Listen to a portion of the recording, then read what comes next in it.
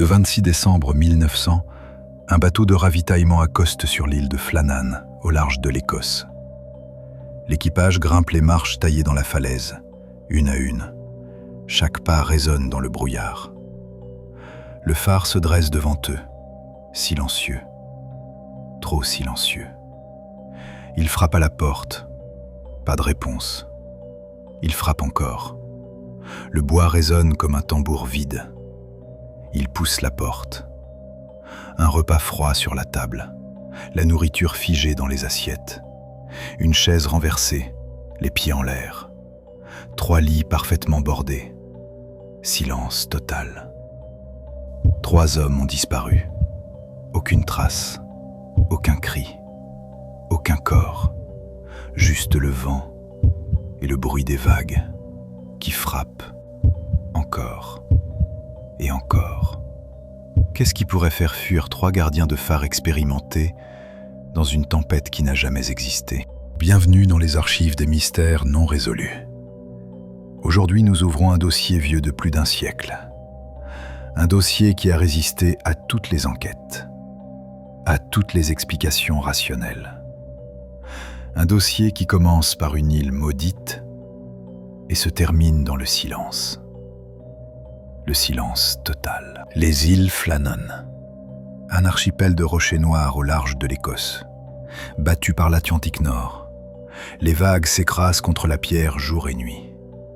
Pas d'arbres, pas de sable, juste du granit noir et du vent qui hurle.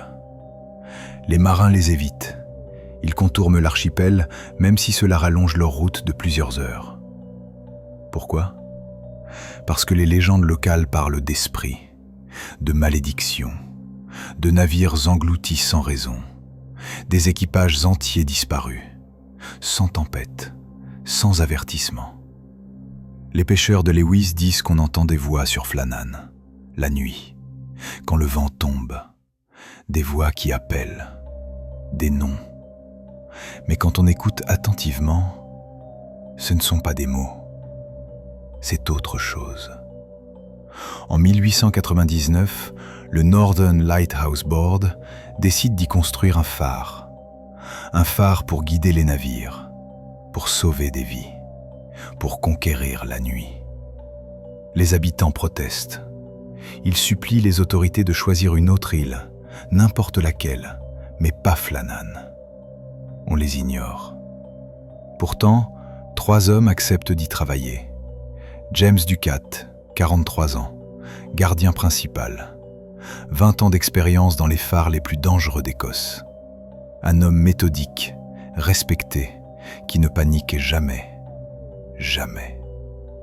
Thomas Marshall, 28 ans, gardien assistant, réputé pour son calme sous pression. Marié, 2 enfants. Il écrit à sa femme chaque semaine, sans faute. William MacArthur, 40 ans, gardien occasionnel, ancien marin de la marine marchande, superstitieux. Il porte toujours une médaille de Saint-Christophe autour du cou, mais fiable, très fiable. Le 7 décembre 1900, ils prennent leur poste. Leur mission, entretenir le phare, tenir un journal quotidien, allumer la lampe chaque nuit à la tombée du jour. Ils sont seuls. Le prochain bateau de ravitaillement n'arrivera que dans 3 semaines. 3 semaines d'isolement complet. Pas de radio, pas de contact avec le continent. Juste eux 3, le phare et la mer. Les premiers jours se passent bien. Le temps est clément. Ducat note dans le journal « Tout est en ordre, moral bon ». Mais le 12 décembre, quelque chose change. Un capitaine de navire marchand, passant au large de Flannan ce soir-là, remarque quelque chose d'étrange. Le phare de Flannan est éteint. Il vérifie sa montre. 22 heures. Le phare devrait être allumé depuis 17 heures. Il note l'incident dans son registre de bord, puis continue sa route. Le lendemain soir, le phare est encore éteint. Et le surlendemain aussi. 3 nuits consécutives sans lumière. C'est une violation grave du protocole. Un phare éteint peut tuer des centaines de marins. Des navires entiers peuvent s'échouer sur les rochers, dans le noir, sans avertissement. Mais le Northern Lighthouse Board ne peut rien faire. Une tempête massive fait rage dans l'Atlantique. Les vents dépassent 100 km à l'heure. Les vagues atteignent 15 mètres. Aucun bateau ne peut approcher l'île. Pendant 2 semaines, Flannan reste coupée du monde, isolée, silencieuse. Les familles des gardiens attendent. Elles ne savent rien. Elles n'ont reçu aucune lettre, aucun message. Juste le silence. La femme de Thomas Marshall écrit au Northern Lighthouse Board. « Où est mon mari ?» Pas de réponse. Le 26 décembre, le temps se calme enfin. Les nuages se dissipent. La mer redevient navigable. Le bateau de ravitaillement, l'Hespérus, met le cap sur Flannan. À bord, le capitaine Jim Harvey et son second, Joseph Moore. Moore connaît bien les gardiens. Il a travaillé avec eux pendant des années. Il est impatient de les revoir, de partager un repas, de rire. Mais il y a quelque chose dans l'air ce matin-là, quelque chose de lourd, d'oppressant. À 10 heures du matin, l'Hespérus jette l'ancre au large de Flannan. Moore scrute le phare avec ses jumelles. Les lentilles tremblent dans ses mains. Aucun drapeau n'est hissé, pas de signe de vie, pas de fumée sortant de la cheminée. Le phare se dresse, noir, immobile. Moore baisse ses jumelles. Il regarde Harvey. Harvey fait sonner la corne de brume. Une fois. Le son déchire l'air, résonne contre les falaises. Pas de réponse. 2 fois. 3 fois. Rien. Juste l'écho qui revient. Vide. Moore sent son estomac se nouer. Il descend dans une chaloupe avec 2 marins. Il rame vers l'île. L'eau est calme. Trop calme. Comme un miroir noir. Les vagues claquent mollement contre la coque. Un bruit sourd, répétitif. Comme un cœur qui bat. Ils accostent. Moore grimpe les marches de pierre, une à une. Ses bottes résonnent. Le vent siffle entre les rochers. Un son aigu, presque humain. Il arrive devant la porte du phare. Elle est fermée, mais pas verrouillée. Moore tend la main. Ses doigts touchent la poignée. Froide, glaciale. Il pousse la porte. Elle grince lentement. L'air à l'intérieur est froid, immobile, comme si personne n'avait respiré ici depuis des jours. Joseph Moore entre dans le phare. Le silence est total. Pas de pas, pas de voix, pas même le tic-tac d'une horloge. Il appelle. Ducat. Sa voix résonne dans la cage d'escalier. Monte, se perd dans les hauteurs. Marshall. Rien. MacArthur. L'écho lui revient. Vide, creux. Moore sent quelque chose de mal ici. Quelque chose de très mal. Mais il monte quand même. Une marche à la fois. Il arrive au premier étage. La cuisine. Et c'est là qu'il voit la scène. Une table dressée pour le repas. 3 assiettes. De la nourriture froide. De la viande figée dans la graisse blanche. Du pain durci. Un couteau posé en travers d'une assiette. Comme si quelqu'un avait lâché son repas à mi-bouchée. Une chaise renversée sur le sol. Les pieds en l'air. Moore s'approche lentement. Il regarde les assiettes. La nourriture n'a pas été touchée. Pas une bouchée. Pas une marque de fourchette. Comme si quelqu'un les avait interrompus avant qu'ils ne commencent à manger. Il y a quelque chose de pire. L'horloge de la cuisine est arrêtée. Les aiguilles figées, à 8h45. Moore touche le mécanisme. Froid. Mort. Il monte à l'étage supérieur. Les chambres des gardiens. 3 lits parfaitement faits. Les draps tirés. Les oreillers bien placés. Pas un pli. Cela signifie qu'ils n'ont pas dormi. Pas la nuit précédente. Peut-être même pas la nuit d'avant. Moore descend au rez-de-chaussée. Il vérifie le vestiaire. 2 cirés manquent. Celui de Ducat, celui de Marshall. Mais le ciré de MacArthur est encore là, accroché au mur. Moore le touche. Il est mouillé. Pas humide. Mouillé. Comme s'il venait d'être porté. Comme s'il venait d'être enlevé. Moore sent son cœur battre plus fort. Cela signifie que MacArthur est sorti, qu'il est revenu, qu'il a enlevé son ciré et qu'il est ressorti, sans protection, en pleine tempête. Pourquoi? Moore sort du phare. L'air extérieur le frappe. Froid, salé. Il inspecte l'île, les marches qui descendent vers la mer, le quai en bois. Et c'est là qu'il voit les dégâts. Le quai ouest est détruit, complètement ravagé. Des morceaux de bois arrachés, des cordes de 70 kilos déchirées comme du papier. Une caisse de rangement, pourtant fixée 30 mètres au-dessus du niveau de la mer, a été arrachée, emportée.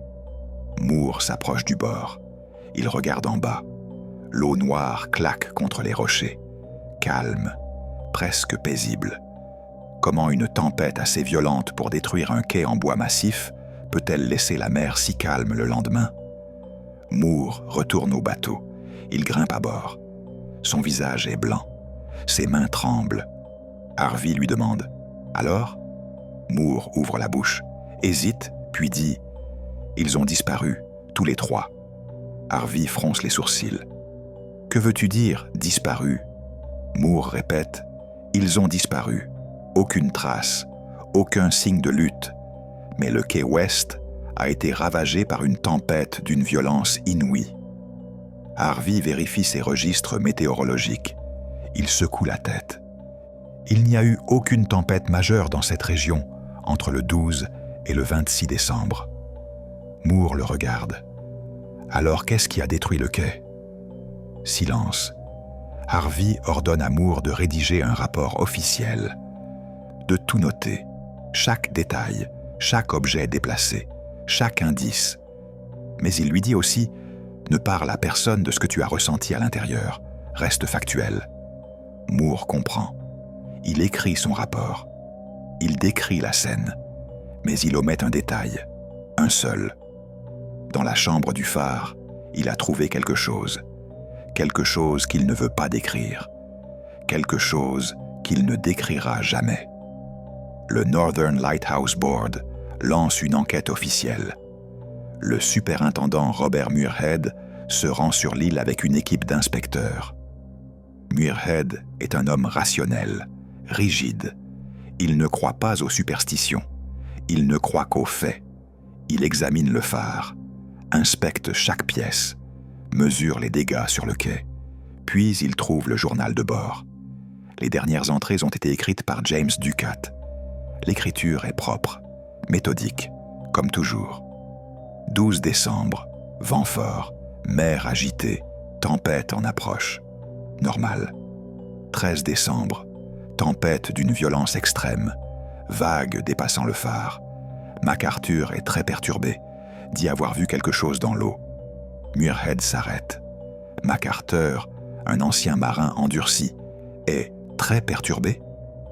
Qu'est-ce qu'un homme comme lui pourrait voir dans l'océan qui le terrifierait à ce point? Il continue à lire. 14 décembre, la tempête continue. Marshall pleure. Ducat et moi avons prié. Muirhead relit cette ligne. Marshall pleure, Ducat prie. Ce sont des hommes expérimentés. Ils ont survécu à des dizaines de tempêtes. Pourquoi cette fois serait-elle différente? Dernière entrée. 15 décembre, tempête terminée. Mer calme. Dieu est au-dessus de tout. C'est tout. Plus rien après. Muirhead vérifie les registres météorologiques de toutes les stations des Hébrides. Le 12 décembre, vent modéré. Le 13 décembre, temps calme. Le 14 décembre, légère brise. Aucune tempête. Alors pourquoi 3 gardiens expérimentés ont-ils écrit qu'une tempête faisait rage, quand il n'y en avait aucune? L'enquête explore plusieurs théories.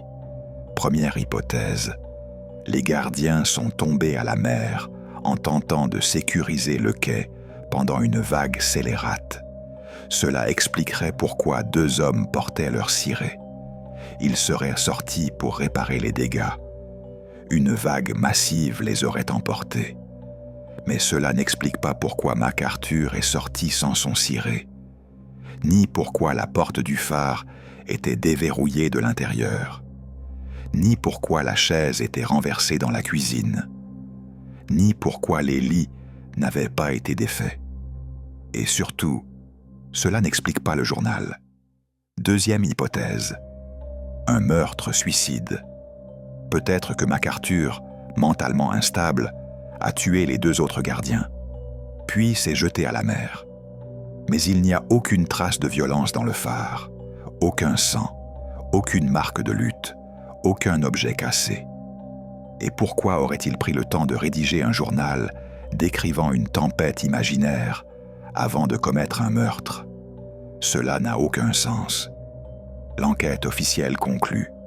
Cause inconnue, accident présumé. Mais les habitants de l'île de Lewis, à 30 km de Flannan, racontent une autre histoire. Ils disent avoir vu des lumières étranges au-dessus de Flannan. La nuit du 15 décembre, des lumières qui dansaient dans le ciel, des lumières qui ne ressemblaient à rien de connu. Et ils disent avoir entendu des cris portés par le vent, des cris qui ne ressemblèrent pas à des voix humaines. Les semaines passent. Le Northern Lighthouse Board envoie de nouveaux gardiens sur Flannan. Mais plusieurs refusent de rester plus de quelques jours. Ils rapportent des bruits étranges, des pas dans les escaliers, la nuit, quand ils sont seuls, des voix dans le vent, qui murmurent, qui appellent leur nom, des lumières dans la mer, sous la surface, qui montent lentement, qui s'approchent du rivage. Un gardien écrit dans son journal « Je ne peux plus dormir. J'entends quelque chose gratter contre les murs, toute la nuit, comme des ongles ou des griffes. » Il démissionne une semaine plus tard. En janvier 1901, un journaliste du Scotsman publie une enquête indépendante. Il interroge les pêcheurs locaux, les marins, les témoins. Et c'est là que l'histoire devient encore plus étrange. Un pêcheur nommé Donald MacLeod affirme avoir vu le phare de Flannan allumé le 15 décembre au soir, vers 21h. Le journaliste vérifie. Si le pêcheur dit vrai, cela signifie que quelqu'un était encore vivant dans le phare ce soir-là. Quelqu'un a allumé la lampe. Quelqu'un a effectué son travail. Mais le journal de Dukas s'arrête le 15 décembre au matin. Alors, qui a allumé le phare ce soir-là? En mars 1901, un nouveau gardien, Donald MacLeod, explore le grenier du phare. Il cherche des outils, des pièces de rechange. Il trouve quelque chose d'autre, un journal intime, caché sous une latte de plancher. MacLeod l'ouvre. L'écriture est tremblante, irrégulière, parfois illisible. C'est celle de William MacArthur. MacLeod commence à lire. Il ne me croit pas. Mais je l'ai vu, dans les vagues, un visage qui nous observe. Il tourne la page. Dukas dit que je deviens fou, mais Marshall l'a vu aussi. Il ne veut pas en parler. Il a peur, très peur. MacLeod sent sa gorge se serrer. Il continue. La tempête n'est pas naturelle. Les vagues montent trop haut. Elles frappent la fenêtre de la chambre du phare. C'est impossible. Nous sommes à 40 mètres au-dessus de la mer. MacLeod s'arrête. Des vagues qui frappent une fenêtre à 40 mètres de hauteur. Les tsunamis les plus violents jamais enregistrés ne dépassent pas 30 mètres. Il tourne la page, la dernière entrée. Ducat a fermé les volets. Il dit que nous ne devons plus regarder dehors. Mais j'entends quelque chose gratter contre les murs, toute la nuit, comme des ongles ou des griffes. Marshall a arrêté de parler. Il fixe juste le mur, les yeux vides. Ducat prie, il prie sans arrêt. Je ne sais pas si Dieu peut nous entendre ici. Le journal s'arrête là. MacLeod descend immédiatement. Il rapporte sa découverte au Northern Lighthouse Board. Le superintendant Muirhead lit le journal. Son visage devient pâle. Puis il ordonne que le journal soit détruit. Immédiatement. Pourquoi? Officiellement, pour éviter la panique, pour éviter que les gardiens refusent de travailler sur Flannan.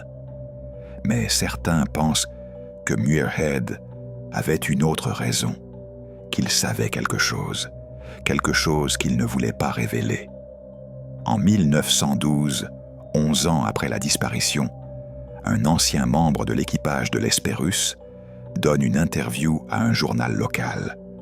Il s'appelle Thomas MacLeod. Il était sur le bateau le 26 décembre 1900. Il révèle quelque chose que Joseph Moore n'a jamais mentionné dans son rapport officiel. Quand Moore est sorti du phare ce jour-là, il était blanc comme un linge.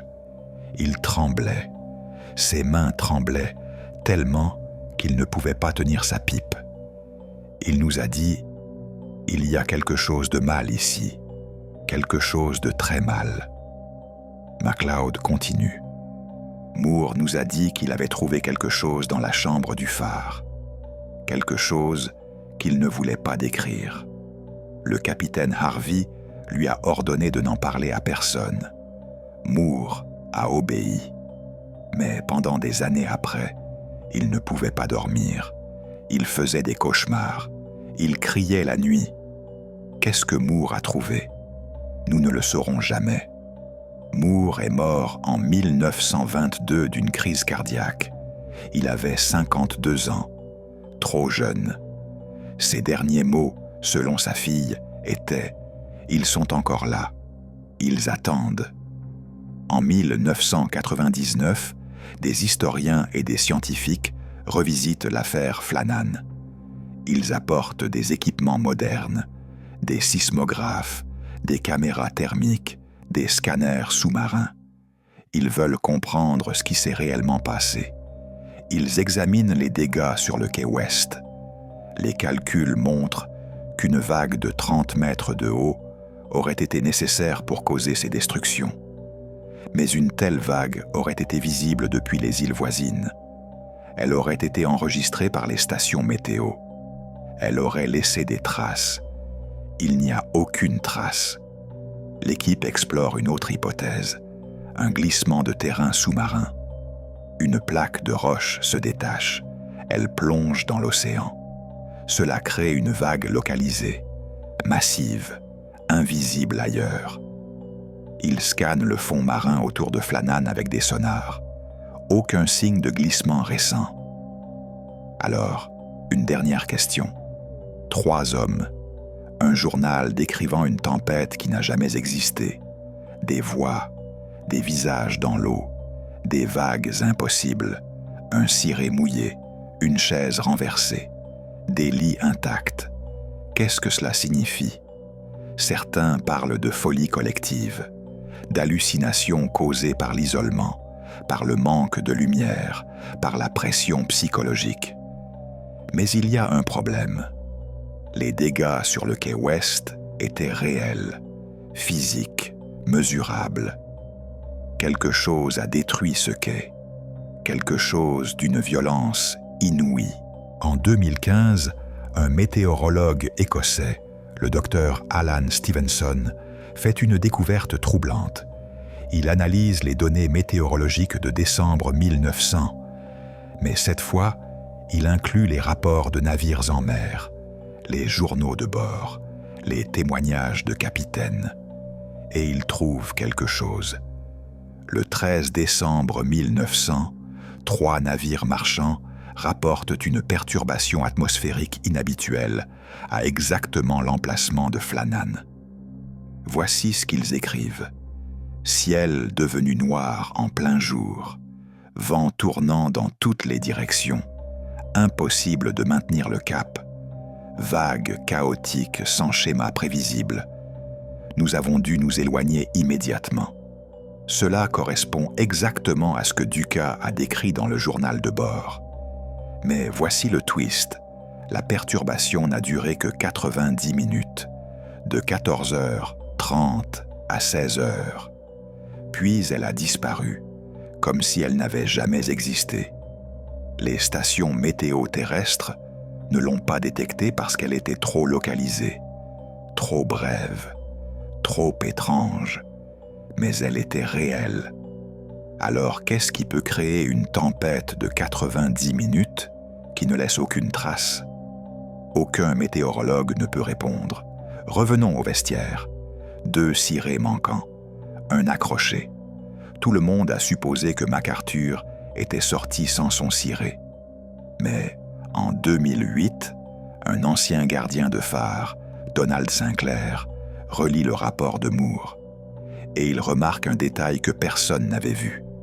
Le rapport dit « Le ciré de MacArthur était accroché au mur, mais il était mouillé. » Attendez, si le ciré était mouillé, cela signifie que MacArthur l'avait porté. Il est sorti, il est revenu, il a enlevé son ciré. Et ensuite, il est ressorti, sans protection, en pleine tempête. Pourquoi ? Pourquoi un homme revient-il au phare pour enlever son ciré avant de ressortir dans une tempête mortelle? Sinclair propose une théorie glaçante. Et si MacArthur était revenu pour avertir les 2 autres? Et si Dukat et Marshall étaient sortis après lui parce qu'ils criaient quelque chose depuis le quai? Quelque chose comme « Courez !» Mais courir où? L'île fait 500 mètres de long. Il n'y a nulle part où aller, à moins que ce ne soit pas quelque chose qu'on peut fuir. En 2010, des plongeurs explorent les rochers au pied du phare. Ils cherchent les corps des gardiens. Ils ne les trouvent pas, mais ils trouvent autre chose. Des marques profondes, gravées dans la pierre, à 10 mètres sous la surface.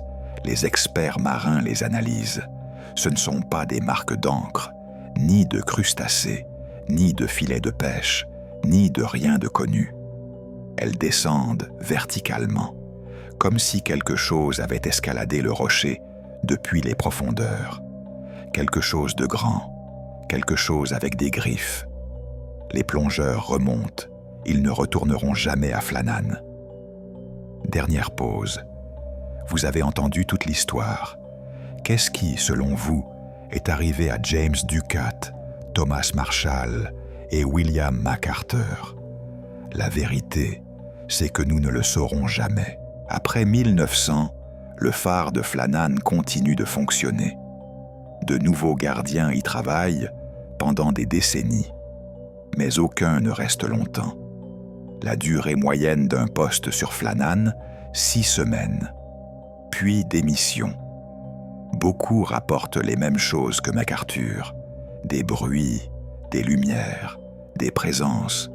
Un gardien écrit en 1947 « Je sens qu'on m'observe, tout le temps, même quand je suis seul ». Un autre, en 1963 « J'ai entendu des pas dans l'escalier la nuit dernière. J'ai vérifié, personne, mais les pas continuaient. » En 1971, le phare est automatisé. Plus de gardiens, plus d'humains sur l'île. Aujourd'hui, Flannan est déserte.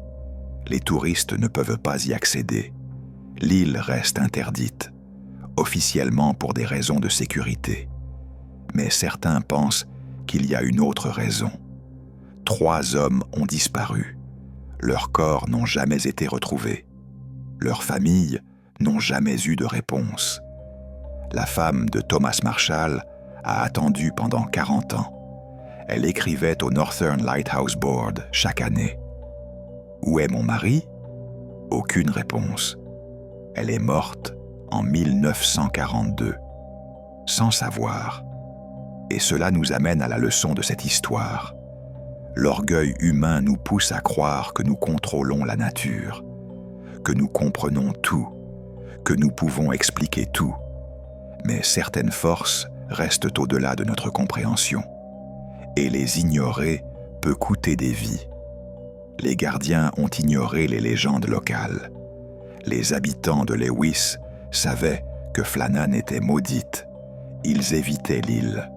Mais les autorités ont construit un phare quand même, parce que la science et le progrès ne croient pas aux superstitions. 3 hommes sont morts pour cette arrogance. Le Northern Lighthouse Board a supprimé les preuves. Le journal de MacArthur a été détruit. Le témoignage de Moore a été censuré. Pourquoi? Parce que la vérité aurait mis en doute leur contrôle, leur autorité. Mais on ne peut pas contrôler ce qu'on ne comprend pas. Nous continuons de chercher des explications rationnelles, même quand elles n'existent pas. Glissement de terrain, vagues scélérates, folie collective. Nous inventons des théories parce que l'idée d'un mystère non résolu nous terrifie. Mais parfois, la seule réponse honnête est « nous ne savons pas ». James Ducat, Thomas Marshall, William MacArthur, 3 hommes qui ont fait leur travail, qui ont protégé les marins, qui n'ont jamais demandé à devenir une légende. Ils méritent d'être rappelés, pas comme des fantômes, mais comme des êtres humains. Parce qu'au final, c'est tout ce qui nous reste. Des noms, des visages et des questions sans réponse. Une dernière chose.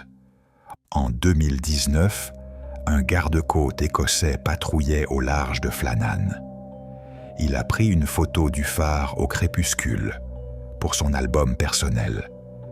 Quand il a développé la photo chez lui, il a remarqué quelque chose dans une fenêtre du phare. 3 silhouettes, debout, regardant vers la mer. Il a zoomé sur l'image. Les silhouettes ne bougeaient pas. Elles étaient parfaitement immobiles, comme des statues.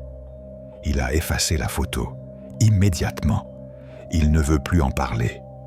Mais il a arrêté de patrouiller près de Flannan. Et vous? Qu'est-ce que vous pensez qu'il s'est passé sur l'île de Flannan? Laissez votre théorie en commentaire. Tempête surnaturelle? Créature des profondeurs? Ou quelque chose que nous ne pouvons même pas imaginer? Si vous avez aimé ce dossier, abonnez-vous. Nous explorons les mystères les plus sombres de l'histoire. Les affaires non résolues, les disparitions inexplicables, les secrets que personne ne veut révéler. La semaine prochaine, le massacre de Hinterkaifeck. Une famille entière assassinée. L'assassin qui a vécu avec les cadavres pendant des jours et les empreintes dans la neige qui ne menaient nulle part. Dormez bien.